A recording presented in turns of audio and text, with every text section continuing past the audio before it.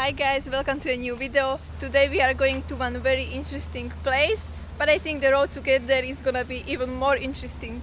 Yeah, because we are going to Kuranda village, which is located near to Cairns, but we are going there by a historic train. The train is from 19th century and it's actually a scenic railway. So the road how to get to the Kuranda village should be very interesting because there should be some really nice lookouts from that historic train. I never been in a train which is that old, and I'm really curious how it's gonna look, and I'm even more curious how the whole journey is gonna look like. The train looks really cool though.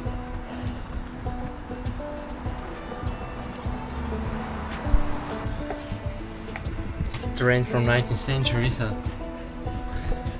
it's gonna be an interesting experience. Look at that. So we got this map. This is the whole journey from Cairns station to the Kuranda station, and there are few stops along the way. So let's see. You get tickets like this. It looks so cool.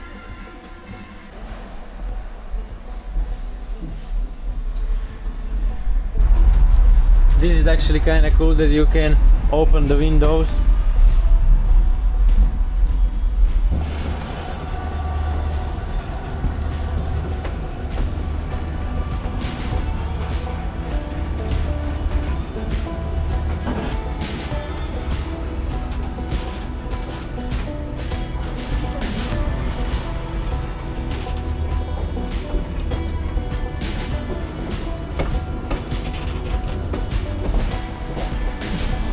Hi.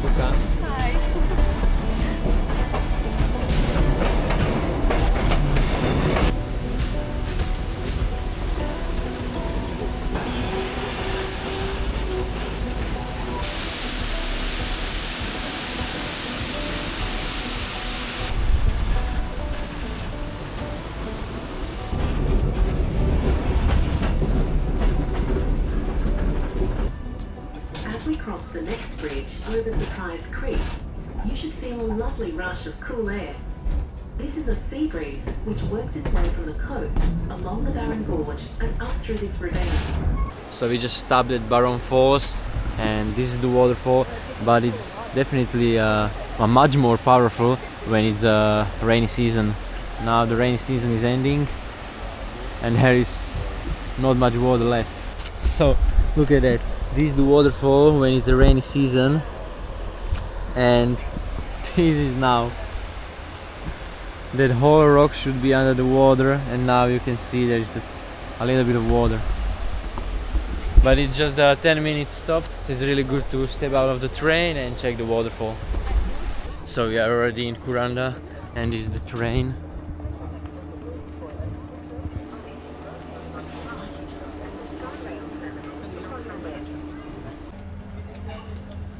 So when you want to go to Kuranda, you can actually take the train, or you can go by Sky Rail, or you can combine it and you can go one way with train and another way with the Sky Rail.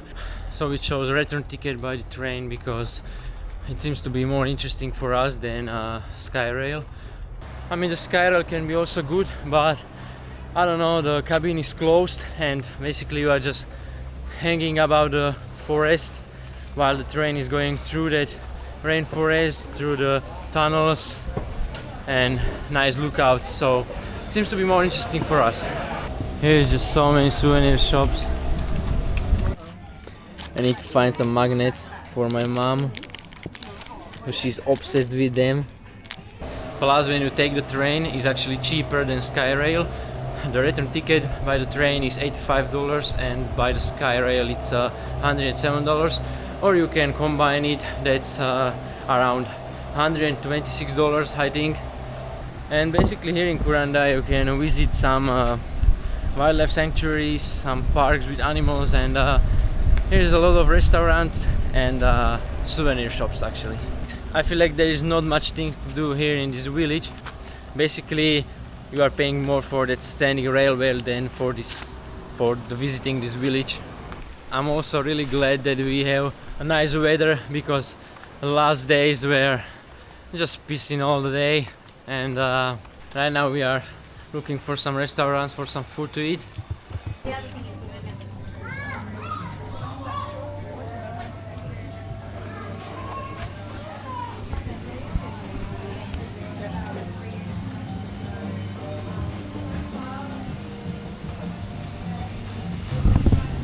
A little street stuffed with restaurants and bars, ice cream shops.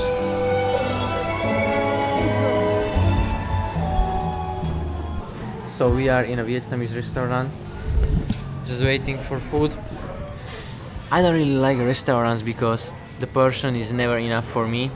Plus it's way more expensive if I'm just gonna buy food in a shop and I'm gonna prepare it to myself. So let's see. So what we got here? Some noodles with meat. I mean, actually I was probably expecting the smaller portion. Definitely it's not gonna be like enough, but I'm not disappointed, so that's good. Christian has some tom yum and Luca has the same like me. So we decided that we wanna check koala gardens.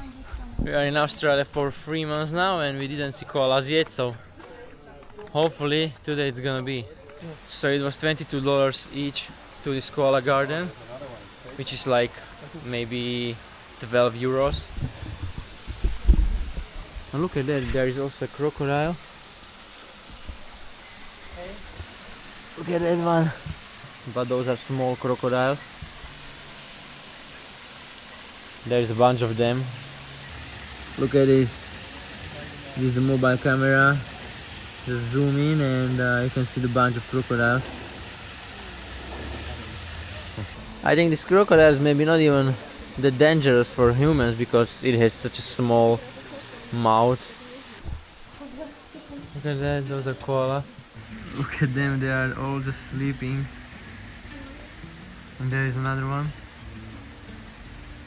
Plus you can also pay more when you want a picture with koala, but we definitely not gonna support this kind of things. I think it's enough that we are visiting koalas in a sanctuary. We would really like to see koalas in the wild nature, but unfortunately that's not that easy. I mean, it's not impossible. There are places in Australia where you can, but we are not there yet, so... Look, another crocodiles over here.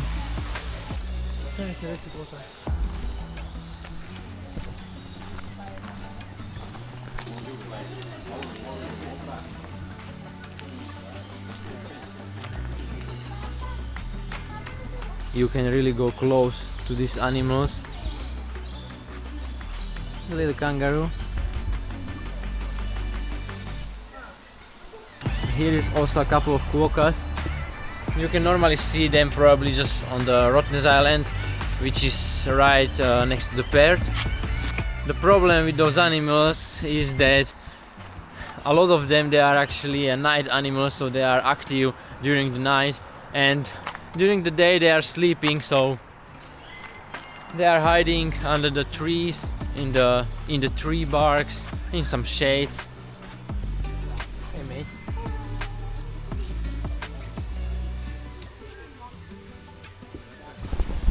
Alright, this koala is not sleeping, finally.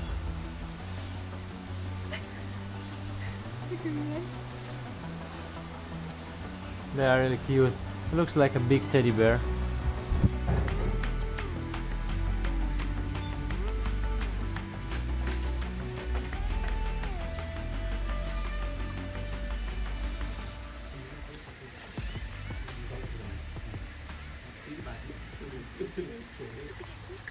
What is this turtle? It has such a long neck. What the heck is that? That looks really weird. Oh, there in the tube there is a wombat. It's huge. Yeah, it's much bigger than we thought. Look at that. Those two in the back having a great time. So what we were actually thinking is that koalas are sleepy because of the psychedelics in the eucalyptus leaves, but it's actually not like that. They are sleepy because eucalyptus leaves are actually very low in nutrition, so they are trying to conserve as much energy as possible. Because of that they are sleeping 22 hours from 24. Then I'm just wondering, like, what's the purpose of life if you're sleeping 22 hours from 24? That's like, I don't know. I don't really understand why nature made it like this. Why koalas are eating eucalyptus when it's so low in nutrition. That doesn't really make sense to me. I mean, these whole sanctuaries and animal gardens, it's a bit controversial to me, because I don't know if they are animals which are like saved because of some injury or some wildfire, or I don't know, then it's fine. But if you're just gonna take a wild animal and put it into a cage or into some fenced garden, that's not really good in my eyes.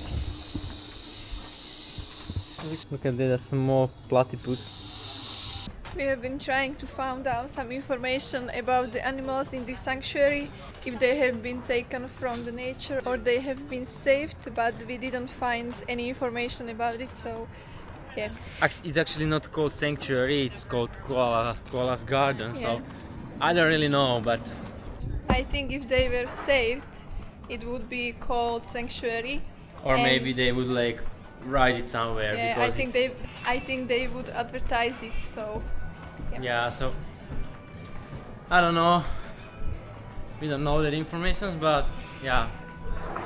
So we are heading back, and we are in the last one. At least I'm gonna see the whole train in front of us.